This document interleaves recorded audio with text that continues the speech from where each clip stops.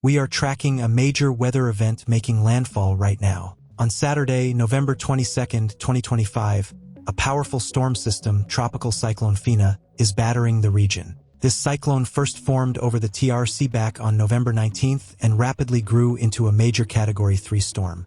It is now bringing destructive winds, clocked at over 125 miles per hour, and torrential, storm-force downpours to the Tiwi Islands and the Northern Territory coastline. The storm passed just north of the city of Darwin, and the area has been facing rapidly worsening weather conditions since early this morning. The latest updates, issued on Saturday afternoon, placed the center of the storm approximately 30 to 40 miles north of Darwin and about 20 to 25 miles south of Warramianga. It's moving west-southwest at around 5 miles per hour. Sustained winds near the storm's core are being measured at 80 to 90 miles per hour, with gusts reaching a staggering 120 to 125 miles per hour. The same report stressed that winds in Darwin have already reached storm force, and this intensity is only expected to increase in the coming hours. The Tiwi Islands have already begun experiencing severe storm conditions. Starting around midday in Darwin, as the winds gradually intensified, the real-world effects became clear across the city.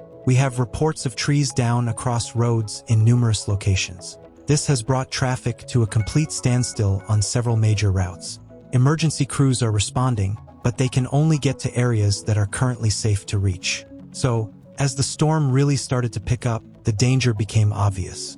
Things like high-up balconies, rows of trees, road signs, and any lightweight sheds or structures became projectiles. That's why officials were urging everyone to stay away from their windows, to remain indoors if at all possible, and to avoid going outside.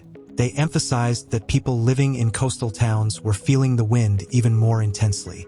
The combination of those powerful gusts and the ocean created a particularly hazardous situation along the shoreline. The power grid felt the storm's impact early on. Widespread outages were reported in the main cities, the surrounding rural areas, and many island communities. With the power out and night falling, emergency teams reminded people to have their essential gear ready. Think flashlights, plenty of extra batteries, and a battery-powered or hand-crank radio. One group of islands really bore the brunt of the storm during the day. The southern coast of the main island recorded incredibly destructive wind gusts, with speeds clocking in at over 125 miles per hour. In conditions like that, the wind is strong enough to snap large trees in half and tear lightweight buildings right off their foundations. Because of this, urgent warnings were issued all day for communities directly in the path of these fierce winds, urging them to finalize their storm preparations immediately. And let's talk about the rain. Heavy storm clouds dumped between 4 and 8 inches of rain across a huge part of the region. The rainfall was especially persistent over the islands and areas facing the northern coast. Forecasters were projecting that some spots could see total accumulations of over a foot of rain by Monday night. This amount of rain dramatically increases the danger of flash flooding. This is especially true for cities with overwhelmed drainage systems and for areas near canals and riverbeds. Now, this flood risk isn't just concentrated in one main city. Official warnings are in effect for a large portion of the coastline, stretching from nearby islands down to communities like Dundee Beach. The biggest concern is that heavy rain will fall in a very short amount of time as the storm's bands move through. This puts river valleys and low-lying towns along this entire stretch in significant danger. According to the latest forecast, the heaviest rainfall is expected to shift southwest, moving toward the Daly River mouth from Saturday night into Sunday. Given this expected shift, it is absolutely critical for people in riverside campsites, in low-lying farmland, and in small coastal communities to stay alert. You need to be monitoring the situation closely and be ready to act on any emergency alerts. This storm's development has been unusual.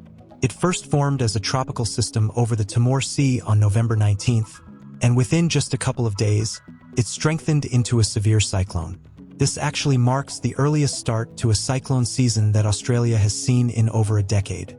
On Saturday morning, the system became a Category 3 cyclone over the Van Diemen's Gulf. It moved south of Melville Island, back into the Gulf, and by the afternoon, it was at its closest point to the city of Darwin. Now, data from radar and satellites showed this was a relatively compact storm, but it was also an extremely intense one. What that means is, while the area of its worst effects was geographically small, The wind and rain at its core were exceptionally powerful. A powerful storm system is currently impacting coastal communities, serving as an early and stark reminder that we're moving into a more active weather season. This system developed quickly, and its early arrival really drives home a critical point for all of us: the importance of being prepared and heeding those early warnings. The steps you take now, and the information you pay attention to, are absolutely vital for keeping you and your family safe during the peak of this event, when the wind and rain are at their strongest. Our thoughts are with everyone in the affected areas who are dealing with the impacts of this storm. With reports of damaging winds, torrential rain, and widespread power outages suddenly disrupting daily life, here is what you need to know right now.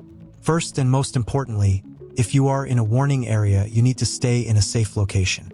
Please stay indoors, away from windows, and carefully follow all official guidance from your local authorities. Do not go outside unless it is absolutely necessary. Wait for confirmation that conditions have fully improved.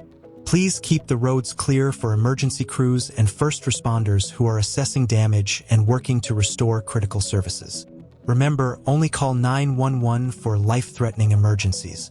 For all other non-emergency situations, please use the designated information lines set up by your local officials. And finally, make sure you are getting your updates from verified, reliable sources.